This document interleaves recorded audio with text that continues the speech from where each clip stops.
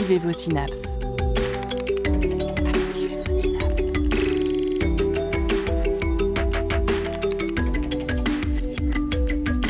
Poussez la porte du Labo des Savoirs et entrez dans un monde de science et d'expérience. C'est le Labo des Savoirs. Comment dit-on vitesse de la lumière en langue des signes ? Au Labo des Savoirs, nous sommes des amoureux des sciences et pour en parler, nous utilisons des mots plus ou moins longs, plus ou moins beaux, et on s'est posé la question comment naissent et vivent ces mots ? Quel rôle peut avoir à jouer l'imaginaire et le vocabulaire de science-fiction dans leur création ? Comment traduit-on des concepts scientifiques et techniques en LSF pour les personnes sourdes ? Éléments de réponse à suivre dans cette émission sur le langage et la traduction.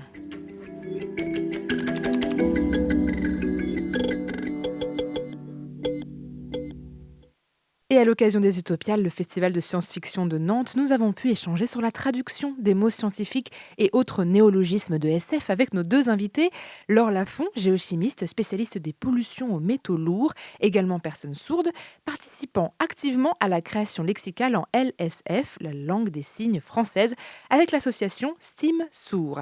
Nous avons également échangé avec Laurent Kessy, auteur, scénariste, traducteur d'œuvres de SF et notamment du roman culte du cyberpunk, Le Neuromancien de William Gibson. Au-delà de l'aspect de la langue scientifique et de ses enjeux de traduction, nos chroniqueuses ont également exploré d'autres sujets linguistiques. Claire s'est penchée par exemple sur la question des langues régionales de France, également appelées patois. Après avoir frôlé leur disparition, elles sont de retour dans l'enseignement à l'école.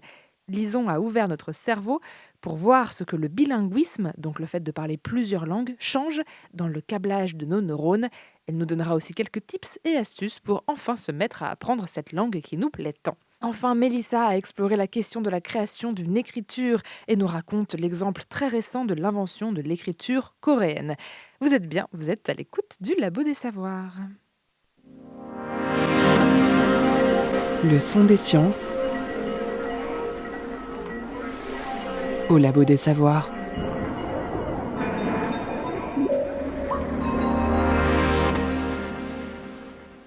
Avant de répondre à mes questions, nos deux invités, Laure Lafont et Laurent Kessy, sont intervenus lors d'une conférence des Utopiales intitulée « Traduire le vocabulaire science-fictif », dont la traduction en LSF se faisait en simultané par deux interprètes qui se relayaient sur la scène. Alors voir les mots traduits en gestes, en expression du visage, en direct, c'est assez impressionnant. Soudainement, la discussion devient visuelle, les mains dessinent dans les airs des informations, aussi variées que la pollution au mercure d'un cours d'eau ou les galères de traduction des différents types de roches en LSF. Après cette intervention, nous avons pu échanger avec Laure Lafont, chimiste, membre de l'association STEAM Sourd et personne sourde elle-même. L'association STEAM Sourd, elle a été créée il y a 4 ou 5 ans, je pense, par des étudiants en fait, sourds qui se retrouvaient bloqués pendant l'interprétation de leurs cours en sciences techniques. Parce qu'il manquait du vocabulaire, il manquait des spécifications, des choses comme ça. Donc ils ont décidé de monter cette association pour pouvoir créer en fait, un lexique de langue de signes scientifique. Donc, du coup, ils avaient besoin donc, de créer ce lexique scientifique pour pouvoir assister à leurs cours, en fait. Donc, ça part de là, l'idée vraiment de STEAM Sourd. Au début, il devait y avoir peut-être une vingtaine de membres. Enfin, petit à petit, ça s'est agrandi. Depuis quelques années, je dirais 1 ou 2 ans, ils font aussi des formations de sciences pour les interprètes. Comme ça, du coup, ça leur permet de leur montrer les signes qu'ils ont créés. Donc ça c'est vachement bien parce que du coup les interprètes se forment aussi en mathématiques, en informatique, des choses comme ça. Donc c'est devenu une association assez importante du coup entre tout. Les créations de signaires se passent je crois 2 fois par an environ sur week-end en général et s'organisent en table, en groupe, par thématique. Les thématiques sont choisies en fonction des scientifiques qui sont là. Parce qu'il y a dans l'association il y a des étudiants en sciences, il y a des scientifiques sourds, il y a des interprètes, il y a des traducteurs. Et il peut y avoir aussi des médiateurs scientifiques qui sont sourds et qui travaillent dans des musées ou des choses comme ça. Et donc on s'organise par table et on choisit des mots, ou soit on les envoie avant de préparer la table, soit sur place on choisit des mots dont on a besoin en fait dans notre métier. pour les étudiants dans leur cours. Ça dure une après-midi, en général, on réfléchit à comment formuler un mot, un concept en langue des signes. Est-ce que vous avez un exemple de mot où ça a posé problème et ça nécessitait un petit peu d'imagination pour trouver un équivalent en langue des signes qui soit parlant? On a eu pas mal de mal avec les minéraux, notamment, pour distinguer quartz de gypse, de calcite, des choses comme ça. On ne savait pas trop comment s'y prendre. Et je pense qu'on est parti sur la forme cristalline de ces minéraux. Parce que le quartz a une forme particulière, le gypse, c'est plutôt des espèces de lamelles. Enfin. Et on a essayé de se débrouiller avec ça. Mais c'était vraiment pas évident. Ouais.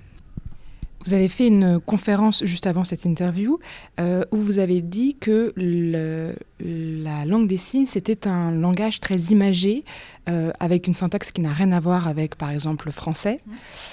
Est-ce qu'il y a, donc il n'y a pas de racines latines ou de mots qu'on peut dériver? Est-ce qu'il y a des combinaisons de mots? Est-ce que une fois qu'un signe a été inventé, il se propage facilement? Comment ça se passe, la création de ces nouveaux signes? Alors, en général, c'est une espèce de mode. Je ne sais pas comment dire ça. C'est-à-dire que quelqu'un va faire un signe, ça va plaire, du coup, il va être repris et il va se répandre. Et parfois, quelqu'un va proposer un signe, ça ne va pas plaire et le signe va tomber en désuétude, on va l'oublier. Et souvent, c'est des signes qui se créent dans le feu de l'action, quoi, on va dire. C'est qu'on en a besoin, donc on va le sortir comme ça, en fonction de ce qu'il représente pour nous. Il y a des gens qui vont dire « Ah, c'est super, celui-là, il faut le garder et on va le diffuser. » quoi. Voilà, c'est le principe de la langue des signes. C'est une langue vivante, il n'y a pas de dictionnaire, il n'y a pas de... Voilà, ça se passe comme ça. Vous avez notamment beaucoup travaillé sur le mercure dans votre métier. C'est quoi le signe du mercure? Alors, il n'a pas de signe. En fait, le mercure, on prend son symbole chimique, Hg. On fait Hg. Mais pour certains métaux, il y a un signe. Par exemple, il y en a un pour le fer, il y en a un pour le cuivre, il y en a un pour le plomb. Ouais, les éléments chimiques font partie des choses qu'on essaye aussi de trouver un signe adapté. Quoi. Mais c'est vraiment très compliqué. Parce que l'arsenic, par exemple, je sais pas trop, tous les gaz, tout ça, je sais pas. Je pense qu'il y a un signe pour carbone, il y a un signe pour oxygène. Après, carbone et oxygène, c'est la lettre C et la lettre O, quoi. Comme le symbole chimique. C'est vrai que certains métaux ont un signe à eux, le cuivre, le fer, parce que c'est des métaux courants utilisés dans la vie de tous les jours. Dans la conférence, vous avez parlé notamment de l'évolution de la langue, comme avec le signe du téléphone qui change. Est-ce qu'il y a des signes de concepts scientifiques qui, avec l'avancée des savoirs, ont également évolué? En fait, déjà à la base, il faut avoir le signe du concept scientifique en question. Donc déjà, c'est pas donné. Et là, franchement, je ne saurais pas vous dire. Spontanément, je dirais que non, puisqu'ils ne sont pas encore créés, ou très peu qui sont créés. Et les concepts scientifiques n'évoluent pas aussi vite que la technologie, notamment. Ça veut dire qu'il y a un vrai gap, un vrai manque en termes de signes scientifiques en LSF? Oui, il y a pas mal de manques, oui. Et moi, pour avoir assisté aussi à une traduction d'une conférence de philosophie, c'était chaud. Ah ouais, j'ai rien compris à langue des signes. Toutes les nuances, toutes les subtilités qu'il y a dans la philosophie, c'est très très très difficile à traduire en langue des signes. Donc je pense qu'il y a beaucoup d'évolutions à faire. Ouais. On dit parfois que vulgariser les sciences, en soi, c'est déjà une sorte de traduction. Est-ce que partir de concepts scientifiques, les vulgariser en LSF, ça rajoute encore une couche de compréhension ou de changement? De compréhension, oui. Ça ajoute une couche de compréhension puisque vous allez avoir quelque chose de visuel. Par exemple, la vidéo que j'ai montrée sur la conférence, elle expliquait bien le processus d'évaporation du mercure et de reprécipitation du mercure sur les sols. Visuellement, moi je trouve que ça parle.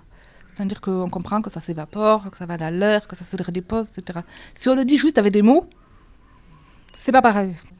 Il y avait quand même un schéma, mais le schéma n'est pas dynamique, quoi. Donc, en fait, pour moi, c'est un peu l'équivalent d'une schématisation en vidéo, avec des flèches qui bougent ou des choses comme ça. Un peu comme un film, en fait, finalement. Concernant est-ce que ça rajoute une couche de trahison, entre guillemets, dans la traduction? Je pense pas. Parce que déjà, la vulgarisation en elle-même, c'est hyper modifié, on va dire. Il y a beaucoup de choses qui passent à la trappe, quand même. Et la langue des signes ne va pas rajouter une couche supplémentaire par rapport à ça. Je pense que ça va être similaire. Par contre, ça peut rajouter un plus par rapport à la vulgarisation avec des mots. On comprendrait mieux des concepts scientifiques en LSF que en français, par exemple? Certains, oui, certains. Pas pour tout, mais pour tout ce qui est un peu schéma, explication de cycle, tout ce qui est explication de fonctionnement de machine aussi. Des choses comme ça, je pense que oui, ça, c'est vraiment un plus. Vous êtes géochimiste, mais vous êtes aussi formé à l'anthropologie. Vous racontiez une anecdote où vous étiez sur le terrain et nécessairement il fallait des connaissances sur le peuple avec qui vous travaillez. Est-ce que l'interdisciplinarité complique les choses parce que ça rajoute encore des termes très différents, ou au contraire, est-ce que c'est enrichissant? Je dirais les deux, en fait. Parce que l'interdisciplinarité va permettre d'approcher nos problématiques de façon holistique. C'est-à-dire qu'on va avoir vraiment tous les points de vue qui vont être représentés. On n'aime plus travailler à silo. La géochimie d'un côté, la biologie de l'autre côté, la chimie de l'autre côté. Ça, c'est plus possible. Parce que du coup, on ne dialogue pas entre nous et la compréhension de la problématique n'est pas suffisante. Elle ne se fait que par petites portes. Donc l'interdisciplinarité est nécessaire pour ça. Après, effectivement, ça implique qu'on dialogue entre nous. Et là, oui, ça peut être très compliqué, notamment si ça n'a jamais été fait. Par exemple, si un collègue géochimiste n'a jamais travaillé avec un sociologue, ou le sociologue n'a jamais travaillé avec les géochimistes, là, ouais, ça prend un certain temps d'adaptation. Après, petit à petit, on s'habitue et on commence à intégrer les concepts les uns des autres. Donc, moi, j'ai une collègue qui est sociologue qui a l'habitude de travailler avec nous. Donc, elle sait de quoi on parle quand on parle de transfert de métaux ou de précipitation, d'évaporation, tout ça. Maintenant, elle sait ce que ça veut dire, quoi. Et vice-versa, elle est spécialiste de la sociologie du risque. Donc, on a aussi intégré les concepts de sociologie du risque. Donc, à la fin, c'est enrichissant. Oui, à la fin, c'est enrichissant. Après beaucoup de travail. On dit souvent que les personnes qui sont bilingues peuvent voir le monde, on va dire, percevoir le monde de manière un peu plus complète, puisqu'ils ont plusieurs langues dans lesquelles formuler les choses. Vous êtes bilingue. Est-ce que ça vous permet de concevoir notamment vos recherches scientifiques différemment? Alors, moi, je ne suis pas bilingue parce que je parle pas la langue des signes depuis que je suis née. Je l'ai appris il y a peu. Donc, il y a une dizaine d'années environ que je l'ai apprise. Donc, moi, je pense en français dans ma tête. C'est ça que je ne signe pas quand je fais des conférences parce que je n'ai pas exactement tous les mots qui me viennent, toutes les nuances, tout ça, la langue des signes. Après, si vous prenez une personne sourde qui est bilingue pour le coup, parce qu'elle a appris la langue des signes quand elle était jeune, plus le français, parce que l'éducation est bilingue, du coup. Là, oui, il va y avoir deux façons de penser, clairement. Ça se voit, en fait, dans leur façon d'appréhender le monde, quoi. Deux façons d'appréhender le monde et une plus grande plasticité cérébrale, c'est en tout cas ce que nous raconte Lison qui a creusé les bienfaits du bilinguisme.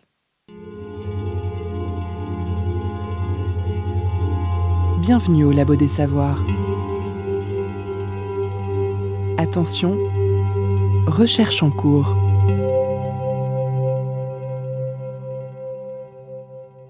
Alors Lison, pour ta première chronique, tu t'es intéressée à un phénomène assez fascinant, l'effet du bilinguisme, donc le fait de savoir parler plusieurs langues, sur notre cerveau. Et oui, Sophie, le docteur Marianne, dans son livre The Power of Language, How the Codes we use to think, speak and live transform our minds, nous dit même To have another language is to possess another soul. En français, avoir une autre langue, c'est posséder une autre âme. Une jolie façon d'illustrer cette remarquable faculté du cerveau dont nous allons aujourd'hui discuter des étonnants bénéfices. Plus de la moitié de la population mondiale parle plusieurs langues, c'est donc quelque chose d'assez commun finalement. Naturellement, les chercheurs s'y sont intéressés dès les années 50. Si les premières recherches concernaient d'abord les conséquences négatives, on s'est assez vite aperçu qu'il y avait surtout plus de bienfaits. Pour commencer, vous le savez, parler plusieurs langues, c'est s'ouvrir au monde. Et oui, vous pouvez profiter de plus de films, de chansons, de savoir même, et évidemment de discuter avec plus de gens. Bon, ensuite ça, vous ne le savez peut-être pas, mais de nombreuses études, dont celle de Bialystok et Ali, montrent que le bilinguisme améliore les fonctions cognitives et ralentit le déclin de ces dernières dans des pathologies comme Alzheimer ou d'autres démences liées à la vieillesse. Quand on parle plusieurs langues, l'âge d'apparition des symptômes serait retardé de 4 à 6 ans selon les études. D'ailleurs, c'est aussi un phénomène sociétal, puisque les pays ayant plusieurs langues officielles montrent une incidence de démence plus faible que les autres. Donc parler plusieurs langues a un effet protecteur sur notre cerveau, mais alors pourquoi? Le docteur Marianne l'explique très simplement dans son livre. Imaginez que pour vous rendre n'importe où depuis chez vous, vous deviez toujours emprunter le même pont. Pour aller au travail, vous prenez ce pont. Pour aller au magasin chez votre pote à la pharmacie, vous prenez ce pont. Un lundi matin, en allant travailler, pas de chance, le pont était tellement vieux qu'il s'est effondré. Bon, si vous connaissez aucun autre chemin pour vous rendre au bureau, vous ne pouvez pas vous y rendre et donc vous perdez votre travail. Mais si d'autres ponts ont été construits entre-temps et que vous avez déjà pris la peine de les emprunter à l'occasion, tout va bien, vous changez juste votre itinéraire et vous gardez votre emploi. Maintenant, remplacez votre travail par vos connaissances et le pont par le réseau de connaissances dans une langue que vous maîtrisez. Si vous perdez l'accès à ce réseau dans une langue, vous pouvez compenser grâce à votre deuxième langue. L'une des hypothèses de Bialystok et Ali est que le bilinguisme chez les personnes âgées contribuerait à préserver l'intégrité de la substance blanche, ces fibres qui connectent différentes parties du cerveau et permettent la communication entre elles, et ce notamment dans le corps calleux, un pont central reliant les deux hémisphères. Ce bilinguisme favoriserait également une connectivité fonctionnelle plus étendue dans les régions frontales par rapport aux monolingues.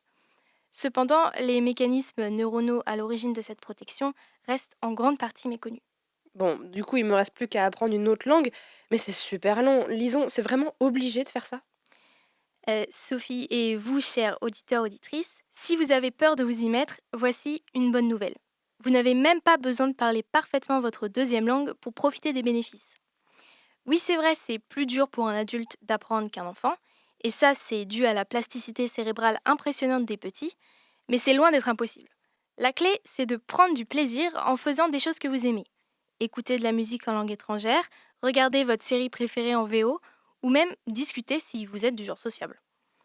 De nos jours, vous avez même des applications qui fonctionnent avec le système de circuit de récompense. Pour ce qui concerne l'accent, oui, il sera peut-être un peu dégueu, mais ça c'est parce que votre système articulatoire est déjà mature. Mais c'est pas bien grave. En somme, le bilinguisme n'est pas seulement un atout pour communiquer ou accéder à d'autres cultures, c'est aussi une véritable richesse pour notre cerveau. Que l'on parle deux langues depuis l'enfance ou qu'on en apprenne une nouvelle à l'âge adulte, les bienfaits cognitifs sont bien réels, même si les mécanismes exacts restent encore à découvrir. Alors pourquoi ne pas se laisser tenter? Vous avez tout à gagner, et même si vous ne devenez pas parfaitement bilingue, chaque mot, chaque phrase apprise est un nouveau pont que vous construisez dans votre esprit. Et qui sait, peut-être qu'un jour, vous aussi, vous ressentirez cette seconde âme que nous promet le docteur Marianne. Merci beaucoup, Lison. La source que tu as utilisée pour cette chronique, la référence du livre du docteur Marianne, est disponible sur le site internet du Labo des Savoirs.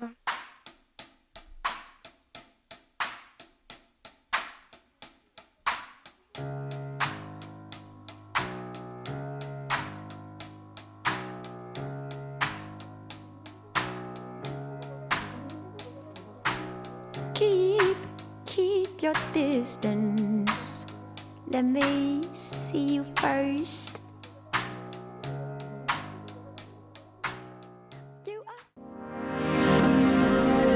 Le son des sciences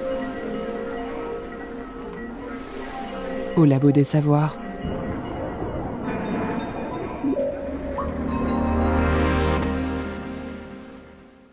C'était Words Ain't Good de Polylog from Silva et nous sommes de retour avec Laure Lafont, géochimiste, membre de l'association STEAM Sourd, qui s'occupe de la traduction en langue des signes des termes scientifiques. Question suivante, est-ce que plus de personnes sourdes s'intéressent aux sciences grâce au travail de STEAM Sourd? Je dirais plutôt non, mais pas par rapport à STEAM Sourd, mais parce qu'en fait, les études ne sont pas du tout accessibles. À part quelques rares cursus par-ci par-là. Si vous voulez faire des études scientifiques, il faut savoir que vous n'aurez pas d'interprète à 100% de vos cours. Mais du coup, ça décourage plus qu'autre chose, en fait. C'est plus facile, entre guillemets, en sciences humaines. Parce que sciences humaines, c'est quand même beaucoup de travail personnel. Et on peut essayer avec des livres, avec des choses comme ça, d'étudier les concepts qui sont enseignés. En sciences techniques, c'est beaucoup plus difficile, notamment parce qu'il y a des TP aussi, il y a des aspects pratiques. Donc en chimie, des choses comme ça. On est obligé d'aller en cours, quoi. On ne peut pas faire autrement. Donc il y a très peu de sourds qui font des études de sciences techniques. Et notamment, là, j'ai appris récemment, je ne savais pas, il n'y a que 4 femmes qui ont un doctorat en sciences techniques en France, sourdes. Et il y en a genre 8 en Europe, quoi. Enfin, c'est vraiment... il y en a très très peu.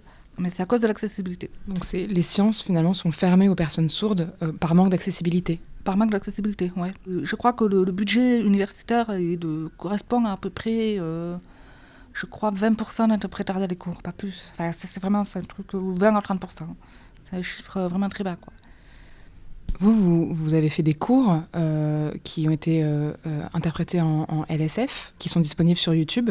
Est-ce que vous avez eu des retours de personnes qui ont découvert vos recherches comme ça ? J'ai eu des avis positifs, notamment sur le fait que c'est chouette de rendre enfin accessible des cours de géosciences comme ça. Mais après, j'ai manqué de communication, c'est-à-dire qu'il y a peu de gens qui ont vu en fait, finalement les cours. Bon, ils sont toujours accessibles, ils sont en ligne sur France Université Numérique. En archivé ouvert, donc c'est-à-dire que c'est tout le temps ouvert, il n'y a pas de délai. Normalement, les MOOC, c'est 2 semaines ou 3. Là, il est ouvert tout le temps, donc allez-y, faites-vous plaisir, quoi. On mettra le lien dans la description du podcast. Et une dernière question, vous êtes aussi une grande lectrice de SF. Vous qui êtes scientifique, est-ce qu'en lisant de la science-fiction, ça vous a ouvert à d'autres thématiques scientifiques, par exemple, que vous ne connaissiez pas forcément ? Alors, moi, la science-fiction, ça m'aide beaucoup dans mon travail pour représenter les possibles, en fait. Parce que je travaille quand même pas mal sur les pollutions, sur la dégradation environnementale, en fait, de manière générale. Et donc, je lis beaucoup de dystopies. Et d'un côté, ça me rassure, parce que nous, on a une vision en science vraiment catastrophique de la dégradation de la planète. Et on est un peu déprimé, quoi. On a du mal à supporter ça. Psychologiquement, c'est compliqué au fur et à mesure du temps qui passe. Et donc, lire des dystopies, où parfois, il y a toujours des choses qui se passent, il y a toujours des êtres humains ça fait du bien aussi, quoi.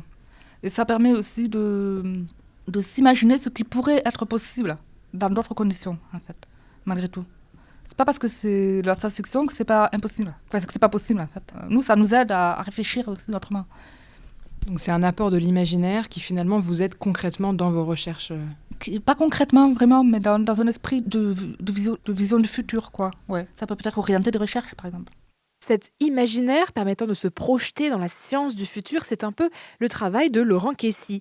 Auteur de SF, mais aussi scénariste et traducteur, il a fait de la construction et de la traduction des univers de science-fiction son métier. Alors, première question, est-ce que pour écrire et traduire de la SF, il faut en lire beaucoup soi-même ? Alors oui, je suis un grand lecteur de science-fiction, c'est d'ailleurs comme ça que j'ai fini par en traduire. Puisque j'ai commencé par en écrire et puis peu à peu j'ai fini par en traduire, mais aussi de la fantasy, enfin tous les genres de l'imaginaire. Et ça aide beaucoup d'en avoir lu et de connaître le genre pour en traduire, parce qu'il y a beaucoup de termes, d'expressions, de néologismes qui font partie du terreau commun du genre, c'est-à-dire qu'on les retrouve depuis... la SF est une littérature collective et chaque auteur amène son écho un peu au genre dans sa globalité, et donc il est bon d'avoir lu pas mal de textes et de connaître le genre, parce que parfois on a des termes qui apparaissent, des références à d'autres livres, etc., qu'on doit connaître pour pouvoir bien traduire les œuvres qu'on traduit, quoi. C'est une espèce de langage global en fait qui existe déjà. Ouais, j'irai pas jusqu'à dire langage, parce que c'est quand même sur très peu de termes, c'est pas une langue à part entière, la SF, mais c'est quand même un genre pardon, dans lequel les lecteurs qui n'en ont jamais lu ont parfois du mal à rentrer, parce que il y a certains codes narratifs notamment aussi. La bonne SF, on n'explique pas vraiment tout, et tout est insinué par le contexte, et il y a des gens qui sont perdus si on leur explique pas vraiment ce nouvel univers dans lequel on les plonge. D'autres, comme moi, adorent se retrouver complètement perdus et découvrir peu à peu où on est, qu'est-ce qui se passe, etc. Donc ouais, c'est pas un autre langage, mais peut-être une autre façon de concevoir la narration. Est-ce que vous, en tant que traducteur, il faut respecter un petit peu et ne pas trop surexpliquer ? Exactement, parce que nous, on comprend des choses en étant très près du texte, on comprend des choses par le contexte que le lecteur ne comprend pas tout de suite forcément, et il faut respecter l'auteur et laisser expliquer les choses à son propre rythme. Et donc ne pas trop expliciter des termes, des expressions, des concepts que l'auteur a choisi d'expliquer d'une certaine manière. Voilà. Est-ce qu'il y a des termes de science-fiction que vous avez découverts il y a longtemps et qui maintenant commencent à infuser dans la société ? Alors non, je crois pas qu'il y ait des termes que j'ai découverts il y a longtemps qui infusent. Tout à l'heure, on a fait une conférence, on parlait de l'Ansible, qui est le moyen de communication instantanée à travers l'espace, qui permet de se jouer du problème de la vitesse de la lumière et pour créer des récits un peu plus simplement, quoi. Et ce terme, il est connu des amateurs de SF. Les auteurs l'utilisent, le reprennent. Mais il n'est pas passé encore dans le langage courant. Vous arrêtez quelqu'un dans la rue, vous dites un Ansible, il ne connaît pas. En revanche, vous lui dites le cyberespace, là, il connaît. Et pareil, c'est un néologisme qui a été inventé au début des années 80 par William Gibson, dont il a aussitôt... je ne sais pas si le terme apparaît un petit peu avant, mais il explique en trois lignes ce que c'est, une hallucination consensuelle partagée par des gens qui se connectent au réseau, enfin voilà. Et on comprend tout de suite, en fait, j'ai mal expliqué là, mais on comprend tout de suite de quoi il parle. D'autant plus maintenant qu'on est tous connectés à un réseau qui a pris le nom de cyberespace, quoi. Au début, Internet, l'équivalent, c'était vraiment ce mot-là. C'est en quelque sorte un exemple parfait de concept de science-fiction qui a créé sa propre réalité. C'est-à-dire que les informaticiens qui ont lu William Gibson à l'époque, ils ont eu envie de créer le cyberespace. Ils ont eu envie de créer une réalité virtuelle. Ils ont eu envie ça les a fait fantasmer. Zuckerberg, quand il crée Meta, il a ça derrière la tête, quoi. Il a envie de ce monde qui a été après popularisé par le cinéma, etc. Mais l'ASF a créé un concept et les gens l'ont intégré après dans le monde réel, quoi. Alors l'Ansible, peut-être que dans 5000 ans, on va inventer un équivalent et qu'on l'appellera l'Ansible. Et voilà. C'est un peu comme une prophétie autoréalisatrice en fait. C'est ça. Et alors, quelque chose que Gibson ne voulait pas. Gibson, il écrivait de la littérature, il connaissait rien en informatique. Il a écrit son bouquin sur une vieille machine à écrire. Il n'avait même pas d'ordinateur à l'époque. Mais il avait lu un article et cette idée d'un deuxième monde lui plaisait beaucoup et il sentait qu'il pouvait en faire quelque chose. Mais c'était vraiment sur le plan littéraire, quoi. Et ce concept a tellement résonné que c'est devenu une réalité. Et les concepts, moi je crois beaucoup à ça, ils sont dans l'air et ils apparaissent quand ils doivent apparaître. Gibson, il a inventé ce concept-là, il était en train d'écrire son bouquin, il y avait plusieurs auteurs qui travaillaient sur le cyberpunk, qui s'étaient tous retrouvés, ils formaient une petite bande. Il est en train d'écrire Nos Romanciens et il va au cinéma voir un film qui s'appelle Blade Runner et il dit « Ok, en fait j'arrête. » C'est bon, ils ont fait... Alors, il n'y a pas de cyberespace dans Blade Runner et tout ça, mais par contre, l'univers décrit extérieur, le côté néon japonais, le côté asiatique qu'on voit dans Los Angeles, le côté privé, le détective privé, le côté la pluie incessante et tout ça, c'est exactement ce qu'il décrit, lui, dans son roman. Et en fait, l'idée était là, et plusieurs créateurs l'ont prise. Il y avait Métal Hurlant aussi, en BD à l'époque, qui a inspiré à la fois et Gibson et Blade Runner.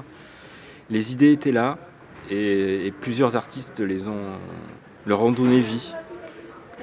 Et des communautés d'esprit mondiales, quoi. Comme, je sais pas, les impressionnistes se sont tous retrouvés à un moment et ils ont fait une expo commune. Alors ils s'influençaient les uns les autres, mais il y avait aussi quelque chose par rapport à la peinture d'avant qui les faisait aller dans ce sens. Donc je crois beaucoup au fait que les idées, les concepts sont là et qu'ils trouvent des réceptacles pour s'exprimer. Les idées s'expriment via des artistes, plus que les artistes expriment des idées, quoi. Donc c'est un peu de ce qu'il y a dans l'air du temps qui finalement arrive à un moment dans une œuvre, dans de la peinture, dans un livre. Vous avez parlé beaucoup de William Gibson, vous avez traduit beaucoup de ses œuvres récentes et vous avez traduit aussi le Nos Romanciens.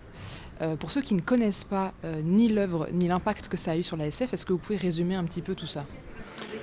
Nos Romanciens, c'est l'étalon du genre cyberpunk, qui est un genre, on en a parlé tout à l'heure, c'est le cyberespace, les univers virtuels.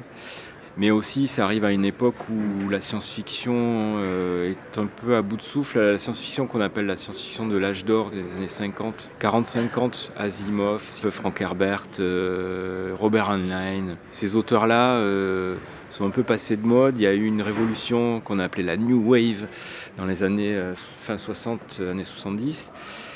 Et Gibson, avec ses camarades cyberpunk, ils se sont baptisés comme ça, il veut aller contre ça. Il trouve que la SF classique et trop américano-centré, trop centré sur des hommes aussi, blancs. Il veut lui donner plus de diversité, la mondialiser. Le romancier se passe dans plein d'endroits sur Terre qui ne sont pas forcément les États-Unis. La Turquie, le Japon, on va même dans l'espace, dans des satellites, etc. Il veut lui donner une autre ampleur, il veut lui donner une ambition stylistique et littéraire que les œuvres classiques n'ont pas.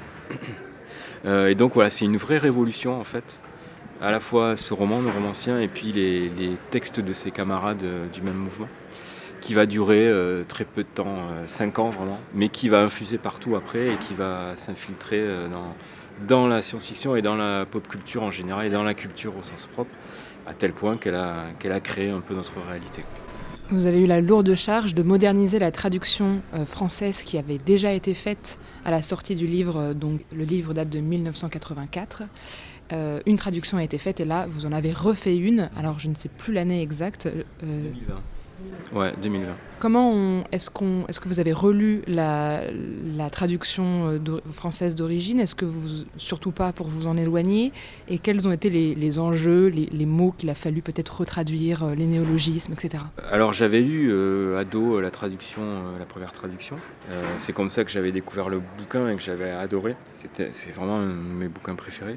Et puis je l'avais relu après en anglais. Donc j'avais pas lu la trad depuis 30 ans. J'ai retraduit comme si je connaissais toujours le texte, mais je me souvenais plus des termes exactement. Si je me souvenais de la conurbe, là, cette espèce d'étendue suburbaine qui s'étend sur une côte, voilà, la banlieue perpétuelle, quoi.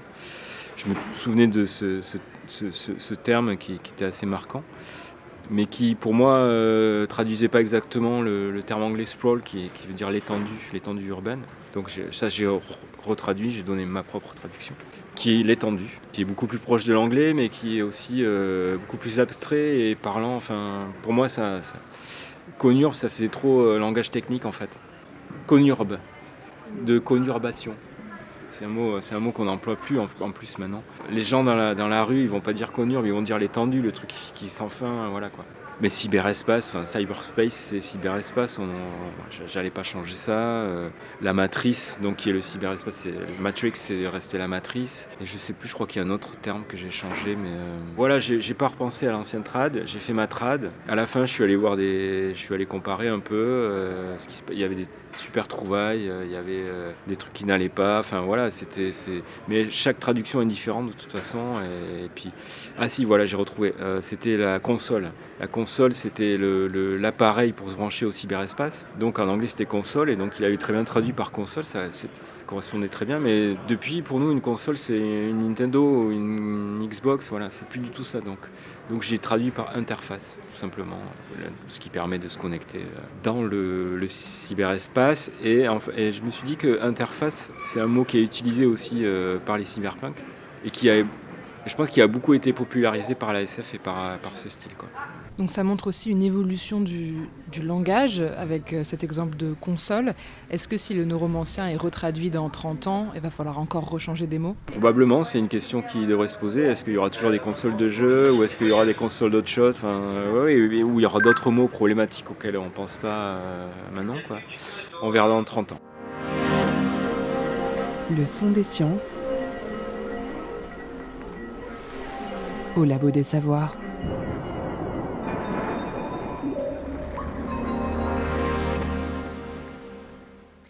Alors quand on parle de l'écriture d'une langue, on s'imagine toujours des origines anciennes, des vieux grimoires avec une version un peu désuète des mots, ou encore des gens en toge qui causent latin. Mais il y a des écritures bien plus récentes que cela. Mélissa, tu nous racontes l'aventure fantastique du coréen. Masomnida, Sophie. Oui, Sophie. Pour bien comprendre, je vous propose une métaphore. Imaginez un monde où le français ne serait qu'une langue orale et il n'existe pas d'alphabet pour l'écrire. Toutes les informations à la télé, dans la presse, les livres, les publicités dans la rue seraient écrites avec l'alphabet grec. C'est une métaphore, on a dit. Pas très pratique, n'est-ce pas ? Eh bien, c'était la situation du peuple coréen pendant très longtemps.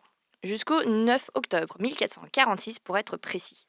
Au XVe siècle, le royaume de Joseong recouvrait quasiment toute la péninsule coréenne et sa langue officielle était le chinois.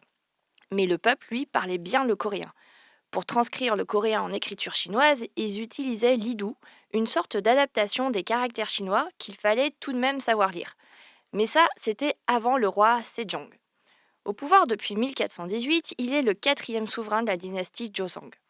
Très altruiste et novateur, il eut à cœur de régler le problème d'illettrisme de son peuple et il se lança donc dans la création d'un alphabet qui correspondrait mieux à la langue parlée. Il lui faudra quelques décennies, mais le 9 octobre 1446, il dévoila cet alphabet sous le nom de Hunminjeongeum, qui signifie littéralement les sons corrects pour l'éducation du peuple.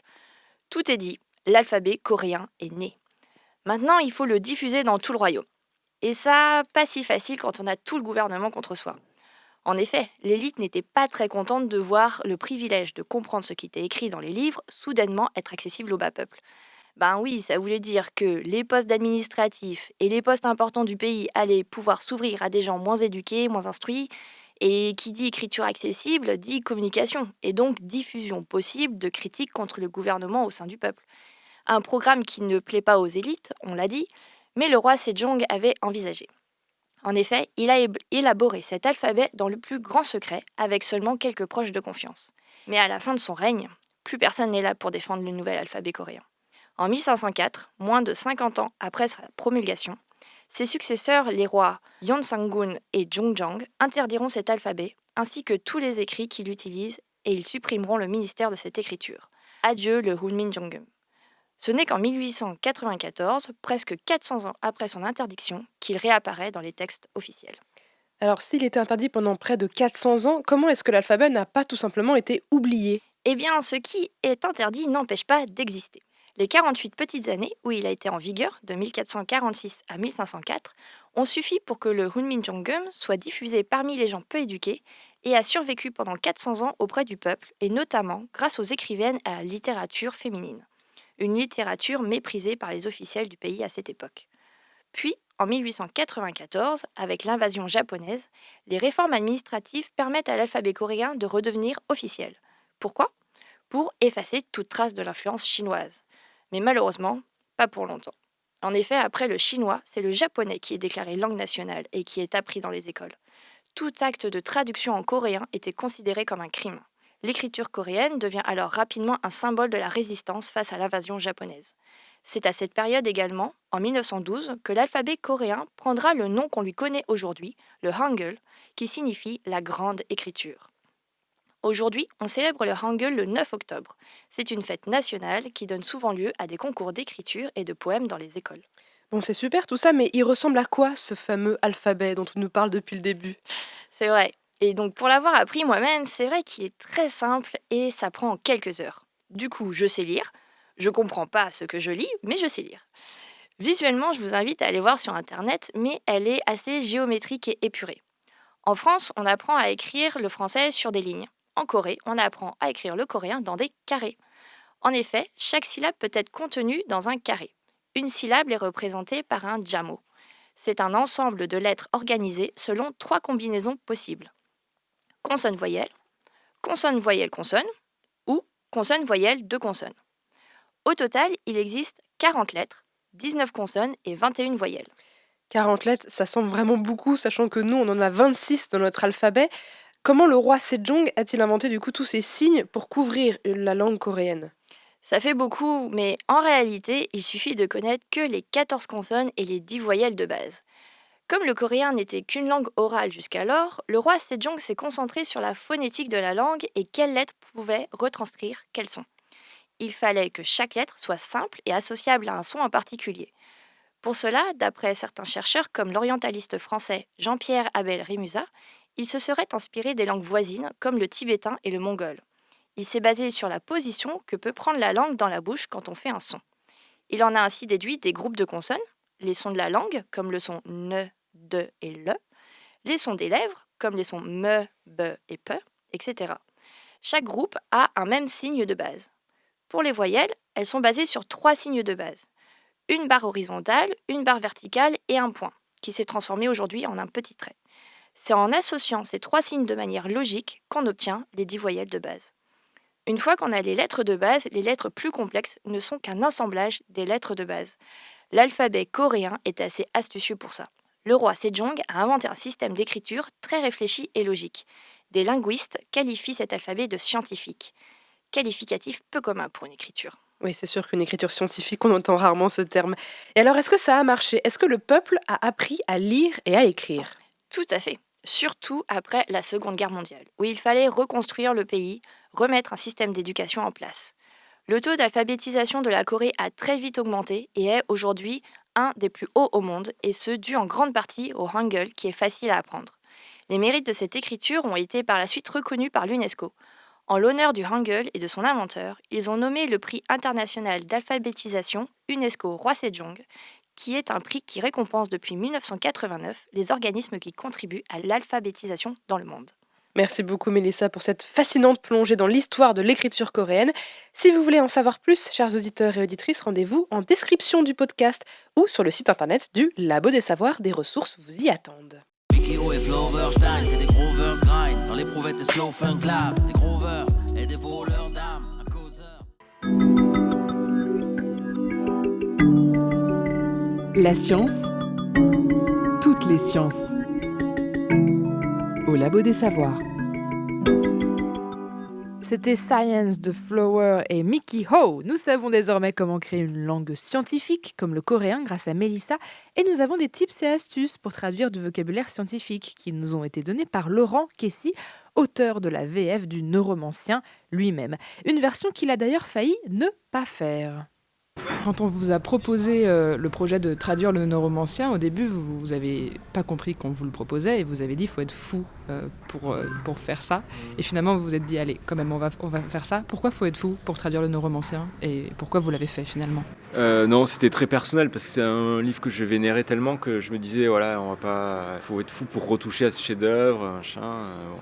Et mon éditrice m'a dit, mais faut la remettre au goût du jour, ce trad, voilà. Donc elle m'a convaincu, mais sur le coup, j'avais dit non, c'est fou. C'était ici, c'était aux Utopiales. Elle m'a dit ça le matin. Elle m'a dit, ouais, il faudrait retraduire Neuromancien. Je dis, ouais, t'es sûr? Et puis en fait, j'ai compris qu'après qu'elle me le proposait, ça me le proposait. Et j'ai passé la journée à la rechercher, à la retrouver pour lui dire, oui, en fait, si tu me le proposais, je veux bien le faire. Je m'étais dit, mais en fait, elle va le proposer à quelqu'un d'autre. Et j'aurais trop les boules de pas l'avoir fait. Et je l'ai retrouvé le soir. Il y avait un cocktail. Je l'ai retrouvé. J'ai dit, bon. Tu me le proposais ou pas? Oui. Je dis, ok, je veux bien le faire. Et, voilà. Et je regrette pas, c'était super. Au Labo des Savoirs, on parle beaucoup de science. On a parlé de science avec Laure Lafont. Là, on parle plutôt de littérature, mais de littérature scientifique, puisqu'on parle quand même de science-fiction. Est-ce que vous avez un attrait pour les sciences, notamment pour le Neuromancien, ou est-ce que vous avez dû faire des recherches, taffer un petit peu le sujet, même si ça reste de la science-fiction? Pour Neuromancien, non, parce que Gibson il s'en foutait de la science, il n'a pas fait de recherche, il a improvisé les contre-mesures informatiques, les attaques de hackers et tout ça. Il a inventé ses mots, il s'en foutait, ça n'a pas vraiment à voir avec ce qui se passe vraiment dans l'informatique. Donc pour celui-là, non. Mais il m'est arrivé de traduire des romans de Alastair Reynolds, qui est un ancien astrophysicien de l'ESA. Qui lui utilise les bons termes spatiaux, les bonnes distances, et là, là, soit on se renseigne, soit j'ai un pote astrophysicien, donc si j'ai des questions, je lui pose, voilà. Il ne faut pas hésiter à demander de l'aide, en fait, les chercheurs sont ravis d'aider, autant quand j'écris que quand je traduis, si j'ai des questions. Vraiment, ça leur fait plaisir de participer, qu'on leur demande que leur expertise soit prise en compte. Nous, ça nous rassure. Voilà, quoi. Et le dialogue est toujours fécond. En plus, ça donne d'autres idées. Eux, ils adorent lire de la SF le plus souvent. Donc voilà, quoi. Ouais, non, mais moi, j'ai un rapport à la science très... J'étais nul en maths. Enfin, voilà. J'ai atterri en littérature aussi parce que c'était ce qui m'attirait le plus. Et j'ai un rapport un peu, mais le même qu'à la SF, un peu émerveillé. C'est-à-dire que je comprends pas tout, mais j'admire. Je suis complètement comme un enfant devant des explications. Je lis des trucs de vulgarisation de physique quantique. Je prétends pas tout comprendre, mais ça me fait le même effet d'émerveillement que de lire de la bonne science-fiction, en fait. Ouais. Parce que pour moi, c'est aussi source d'ébahissement que les fictions, quoi. Ça me fait penser à une question pour vous, Laure. Est-ce que parfois, quand vous lisez de la science-fiction ou des récits avec de la science et que ça parle de votre sujet de recherche, vous voyez des énormes bêtises, des choses qui ont été mal faites, mal traduites? Ça m'est rarement arrivé de trouver qu'il y avait des erreurs. Mais par contre, oui, j'ai tendance à aller quand même vers des livres qui sont un peu de mon domaine, ou au moins de l'écologie notamment, parce que je m'intéresse beaucoup à l'écologie. Presque, je vais avoir tendance à... En fait, je vais compléter mes connaissances scientifiques avec les connaissances qui viennent des romans. Ça complète en fait. Je sais pas comment l'expliquer. C'est pas... Et je vais dire, même si c'est faux, c'est pas grave. Bah, j'attends pas de roman la même chose qu'un article scientifique. Et ça m'aide à mieux comprendre certaines choses, ouais. Carrément, ouais. J'ai l'impression que ce qu'il y a dans la science-fiction, c'est qu'elle met en scène des personnages, donc des humains, dans des expériences de pensée scientifiques. Et en fait, la science, elle met pas forcément les conséquences humaines en exergue, en fait. On a les conséquences scientifiques des expériences, mais pas forcément les réactions des humains. Et je pense que c'est un des aspects peut-être qui donne du contexte et qui donne un autre regard aux scientifiques sur leur propre travail, quoi. Parce que nous, enfin, peut-être pas tous, je ne veux pas généraliser, mais on n'a pas un imaginaire très fourni, je trouve. Quand on travaille, on voit les faits, on est dans les faits, on interprète les faits, tout ça. On a du mal à imaginer ce que ça pourrait être autrement. Du coup, la science-fiction permet de compléter ça. C'est-à-dire, ah ben voilà, oui, voilà, ça c'est une bonne idée. Donc ça permet d'ouvrir des portes en fait. Alors du coup ça me fait penser à une autre question. Vous êtes auteur, notamment de science-fiction, vous ne faites pas que de la traduction. Est-ce qu'il y a des scientifiques déjà qui vous ont dit « Ah mais avec votre livre ça m'a permis de penser à quelque chose d'autre, de retravailler une théorie, de m'imaginer, de me projeter plus facilement ». Non, jamais, mais c'est peut-être parce que je fais de la science-fiction avec peu de science. C'est plutôt de la spéculative fiction. Voilà, je suis pas très calé en sciences, vous l'avez compris.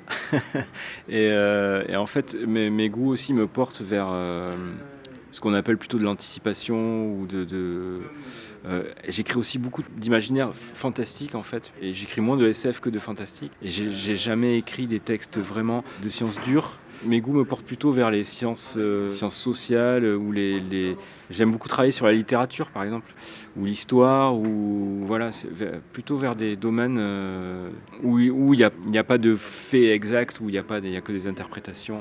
Et donc, non, après, peut-être que c'est arrivé et qu'ils ne me l'ont pas dit, mais non, ça ne m'est pas arrivé d'avoir des retours de scientifiques. Alors la même question que celle que j'ai posée à Laure tout à l'heure pour conclure un petit peu cet échange. Est-ce que le fait d'être bilingue en français, en anglais, en science-fiction, permet de modifier votre vision du monde, de le capter différemment et d'avoir des idées et des façons de visualiser les idées différentes?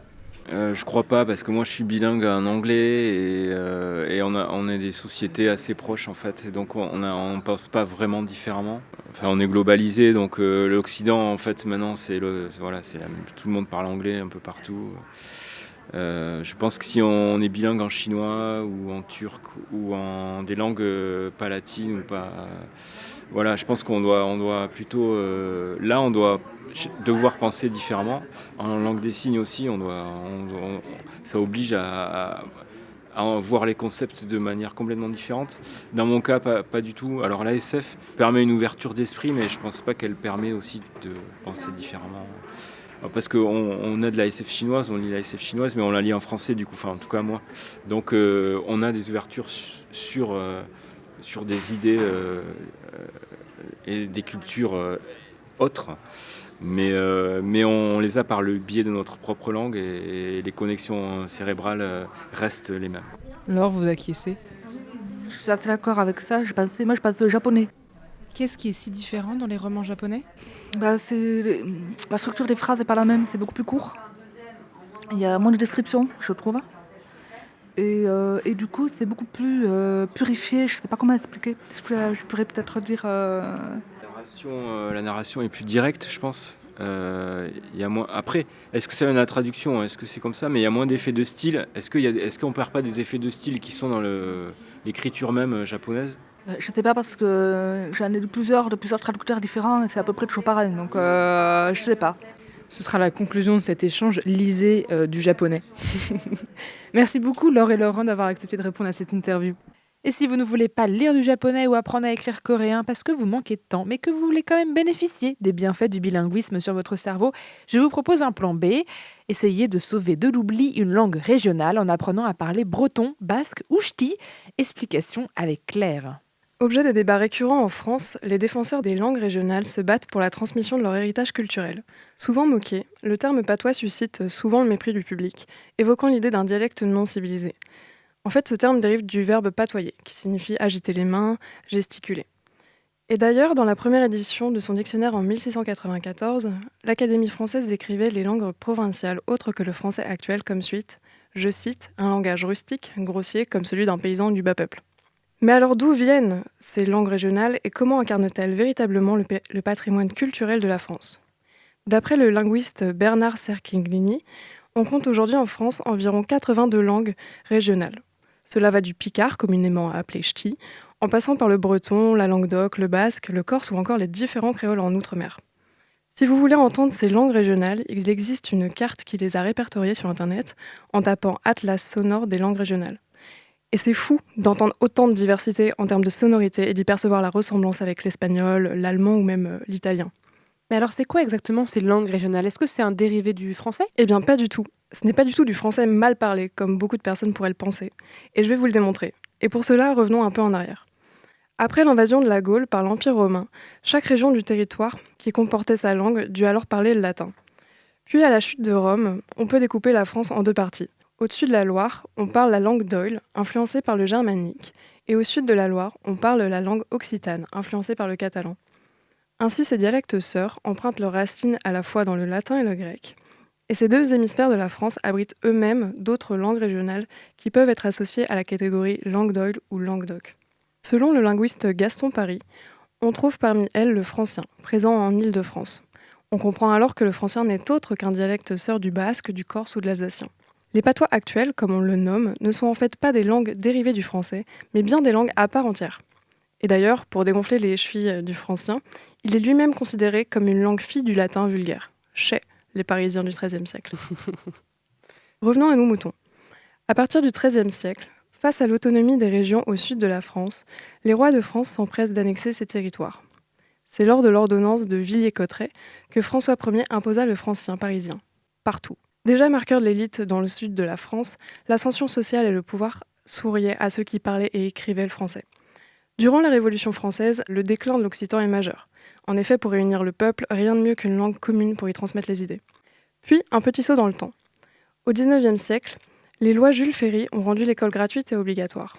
D'après le linguiste Bernard Cerchiglini, l'apprentissage de la langue française est alors institutionnalisé et il n'est pas rare de recueillir des témoignages d'élèves à cette époque qui étaient punis pour parler leur langue régionale et risquaient de porter un sabot autour du cou après avoir dit « abeillo » en occitan plutôt qu'abeille. Aujourd'hui, face à la raréfaction des locuteurs de ces dialectes régionaux, mis en évidence dans l'enquête de l'historien Jean-François Chanet, la loi d'Exonne de 1951 prévoit de les revaloriser dans l'enseignement.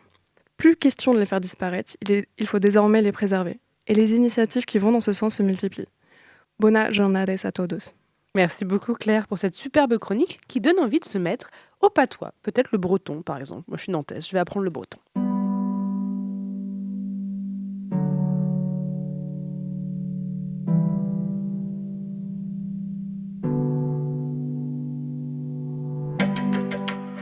C'est déjà la fin de cette émission. Merci beaucoup à Laure Lafont et Laurent Kessy d'avoir répondu à mes questions. Merci également à l'équipe du Festival des Utopiales pour leur accueil. Vous pouvez retrouver les sources utilisées par Mélissa, Claire et Lison pour leurs chroniques sur notre site internet, comme d'habitude. Cette émission a été préparée et réalisée par Sophie Potvin. Vous pouvez la réécouter sur vos applications de podcast. Retrouvez-nous sur nos réseaux sociaux et on se dit à la semaine prochaine, comme d'habitude.